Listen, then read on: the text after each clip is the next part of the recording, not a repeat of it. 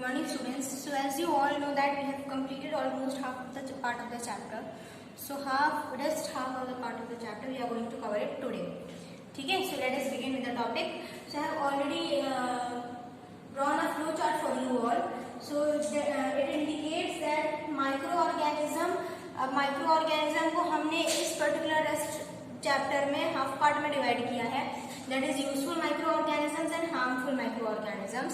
तो useful microorganisms में जैसे आपको यहाँ दिख रहा होगा कि माइक्रोऑर्गेनिज्म जो है they use to help in making foods and beverages. Second in medicine and vaccines. They are use in agriculture as well as they help to keep our environment clean also. लेकिन कैसे? ठीक है, the question comes how. We are going to find the answer of that question how only right now. ठीक है, so जैसे कि यहाँ पे दिया है making foods and beverages, तो हम यहाँ पे बैक्टीरिया का एग्जांपल लेकर के चलते हैं. बैक्टीरिया में हम लैक्टोबैसिलस बैक्टीरिया लेंगे. क्या लेंगे? Lactobacillus bacteria. लैक्टोबैसिलस बैक्टीरिया जो होता है ये आपकी मिल्क प्रोडक्ट में प्रेजेंट होता है. किसमें? मिल्क प्रोडक्ट में. सो बेसिकली जो बैक्टीरिया मिल्क से कर्ड बनाने में हेल्प करता है या चीज बनाने में हेल्प करता है, दैट इज लैक्टोबैसिलस बैक्टीरिया. ठीक है, it create some enzymatic activity और उस एंजाइमेटिक एक्टिविटी की वजह से आपका जो मिल्क है it gets converted into curd और चीज. क्लियर? सो ये था आपका बैक्टीरिया का example. Let us take an example of fungi. So fungi आपको कैसे बेनिफिट देती है? सो फंजाई आपको फर्मेंटेशन में बेनिफिट देती है. जैसे आपका जो बेकिंग वाली चीजें होती है ना, पूरा baking industry that depends on fermentation, और फर्मेंटेशन के लिए fungi is important. I hope the topic is clear to you all. So ये था आपका first topic which is been completed. Second is medicine and vaccines. So basically कुछ bacteria ऐसे होते हैं, देयर आर सम बैक्टीरियाज जो कि आपके मेडिसिन बनाने में हेल्प करते हैं. फॉर एग्जाम्पल हार्मोन इंसुलिन, जो आर्टिफिशियल इंसुलिन हार्मोन बनाया जाता है वो आपके बैक्टीरिया की हेल्प से बनाया जाता है. क्लियर? फंजाई का एग्जाम्पल ले लें तो फंजाई में आपका पेनिसिलिन एक आपकी एंटीबायोटिक है जो कि फंजाई पेनिसिलियम ग्रुप से आती है. किस ग्रुप से आती है? पेनिसिलियम, जो कि क्या है? ये एक फंजाई है. ठीक है, क्या है? ये फंजाई है. सो आपने ये क्या देखा कि यहाँ बैक्टीरिया से भी मेडिसिन आई हुई है, फंजाई से भी मेडिसिन आई हुई है. अपार्ट फ्रॉम दिन tetracycline is there, streptomycin is there, erythromycin. Tetracycline, streptomycin and erythromycin, all the three are antibiotic which comes from the bacteria. ठीक है, these three are antibiotics which comes from the bacteria. So I write down the name tetracycline, streptomycin, erythrocycline.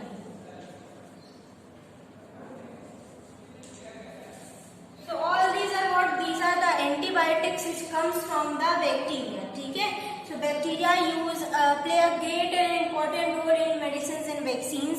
जैसे medicine है वैसे ही कुछ vaccine जो होती है, जैसे आपकी इंसुलिन का जो हार्मोन है वो आपकी वैक्सीन के थ्रू लगता है.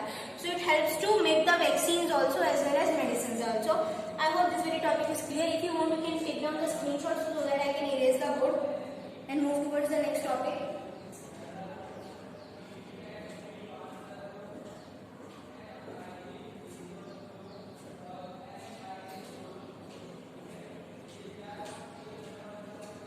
I hope you have taken down the screenshot. Let's move towards the next topic.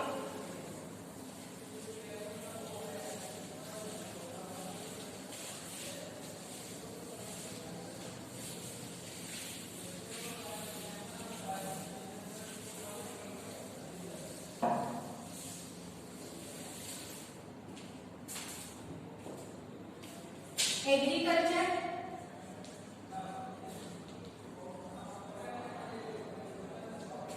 and environment. ये आपका दो टॉपिक बचा था.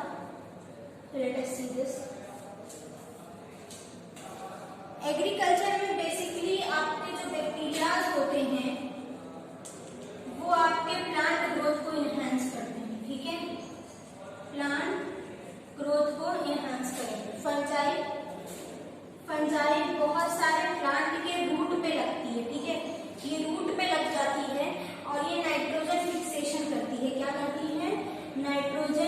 फिक्सेशन करती है।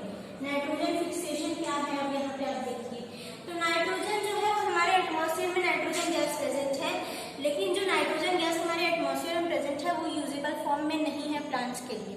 प्लांट्स को पहले उस नाइट्रोजन गैस को नाइट्रेट्स में कन्वर्ट करना पड़ता है, फिर वो क्या करते हैं, उस नाइट्रोजन को वो यूज कर पाते हैं। तो some fungi and bacteria used to help to do this. ठीक है, तो ये था एग्रीकल्चर वाला section. Next come environment. So environment basically कुछ जो बैक्टीरिया होते हैं ये क्या करते हैं, डेड और डिके ऑर्गेनिज्म को खत्म कर देते हैं। डेड और डिके ऑर्गेनिज्म को पूरी तरीके से डिस्ट्रॉय कर देते हैं और उनको खत्म कर देते हैं, उनको क्या करते हैं, डिस्ट्रॉय कर देते हैं, जिसकी वजह से क्या होता है कि आपका जो एनवायरमेंट है वो क्लीन हो जाता है। जैसे आपके कोई भी ऑर्गेनिज्म जो अब अपनी लाइफ खो चुका है, लाइफ सर्वाइव नहीं कर रहा है, स्टिल वो हमारे एनवायरमेंट में पड़ा है, तो obviously it is going to harm our environment adversely. तो उस वजह से क्या होता है कि हमारा जो एनवायरमेंट है वो पॉल्यूट होता है। तो बैक्टीरिया और फंजाई यहाँ पे क्या करते हैं, उस मॉलिक्यूल्स को, उस ऑर्गेनिजम्स के मॉलिक्यूल्स को, कॉम्प्लेक्स मॉलिक्यूल्स को सिंपलर फॉर्म में ब्रेक डाउन करते हैं। ब्रेक डाउन करने के बाद उसको पूरी तरीके से डिकम्पोज कर देते हैं। That is why it helps to clean the environment, helps to keep the environment clean. Understood? So this was the useful microorganism. Next topic is harmful microorganism. Let us come towards that topic.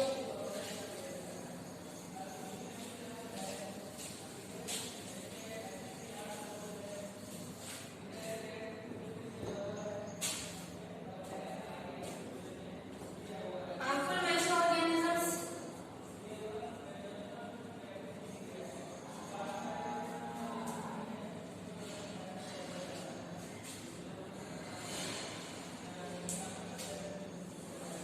Harmful microorganisms जो है basically सबसे पहले मान लीजिए कि कोई आपका food, ठीक है, और वो खाना आपका अराउंड गर्मी के दिन में पड़ा कई दिन से अराउंड 1 और 2 डेज में वो खराब हो गया, ठीक है।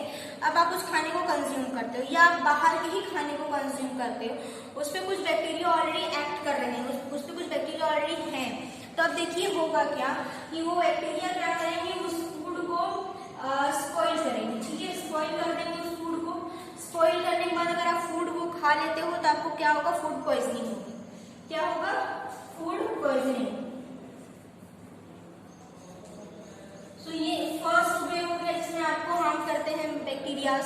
क्लियर? अपार्ट फ्रॉम दिस जो आपका फूड होता है उसको, उस पर कुछ ऐसी एंजाइमेटिक एक्टिविटी करते हैं कि अगर उसको किसी और दूसरे एनिमल ने भी खा लिया तो उसको भी हार्म कर देंगे। क्लियर? एज वेल एज कुछ ऐसे हार्मफुल बैक्टीरियाज होते हैं जो आपके प्लांट के लिए हार्मफुल है। अगर वो उसमें लग जाए, उसमें ग्रो करने लगे, तो फिर उसमें पेस्टिसाइड्स या हर्बिसाइड्स वगैरह डालना पड़ता है, अदरवाइज वो प्लांट ग्रो नहीं कर पाते हैं। अब इसके अलावा how to protect the food, ठीक है, क्योंकि कुछ खाने ऐसे रहते हैं जो हम काफी लंबे टाइम तक यूज करते हैं।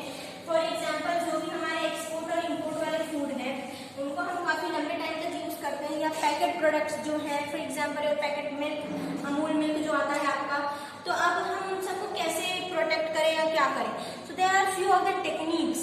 क्लियर? तो वो टेक्निक्स क्या है, सबसे पहले टेक्निक है हीटिंग टेक्निक, ठीक है। क्या टेक्निक है, हीटिंग।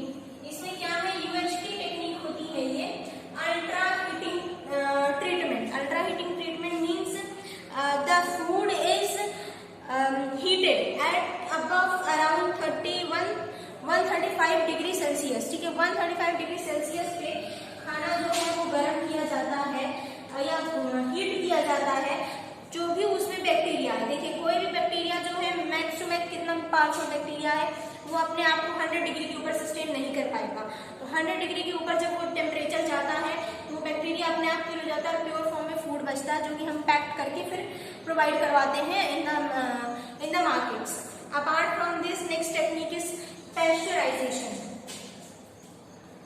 पेस्चराइजेशन सबसे पहले ये सुन लीजिए दिया किसने था, ये दिया था एक थे साइंटिस्ट आपके लुइस पास्चर, ठीक है। इन्होंने ही ये टेक्निक दी थी और इन्हीं के नाम के ऊपर ये टेक्निक का नाम रखा गया है। तो इसमें बेसिकली है क्या कि मिल्क को, ठीक है, this technique is used for the milk को 70 डिग्री सेल्सियस तक ले जाके बॉईल किया जाता है फॉर अबाउट 30 सेकेंड्स। अब उसके बाद क्या किया जाएगा, उसको सडनली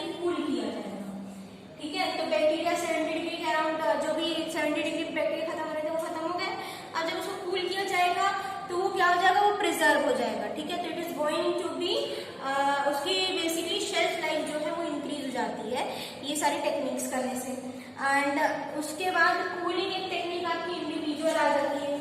कुछ फूड्स को हम सिर्फ कूल करके ही उसको प्रोटेक्ट कर लेते हैं। फॉर एग्जाम्पल जैसे जो मीट वगैरह आपका जाता है ना, एक कंट्री से दूसरे कंट्री ट्रैवल करता है, तो दैट मीट उसको हम फ्रोजन फॉर्म में करके तब हम ट्रांसफर करते हैं, ठीक है। आपकी फ्रोजन पीज आती हैं, आप उनको देख लीजिए, जो मटर आते हैं ना फ्रोजन वाले, उनको देख लीजिए, वो कूलिंग करके ही प्रोटेक्ट किए जाते हैं। So these are the techniques. अब उसके बाद बात आती है कुछ केमिकल्स की। कुछ केमिकल्स होते हैं आपके, ठीक है, जो केमिकल्स आपको फूड प्रिजर्वेशन में हेल्प करते हैं। और वो केमिकल अगर आप फूड में डाल के रखोगे तो उसमें बैक्टीरिया, फंजाई, फंगल ग्रोथ नहीं होगी and the food is going to be preserved for a longer period of time and its shelf life is also increased. Last but not the least topic is natural method of preservation. Natural method of preservation तो हम सबने अपने अपने घरों में देखा ही है। कैसे? सबके घर में अचार बनते ही होंगे, पिकल्स बनते ही हैं। तो आप देखते होंगे कि आपकी मदर्स जो है पिकल्स में ह्यूज अमाउंट ऑफ ऑयल डाल के रखती है ना। या मुरब्बा बन गया या अचार बन गया, तो आप अचार में और मुरब्बे में डिफरेंस देखिए कि अचार जो है उसमें ह्यूज अमाउंट ऑफ ऑयल डलता है। ऑयल जो है एक लेयर क्रिएट करता है ताकि उसके अंदर एयर ट्रैप ना हो।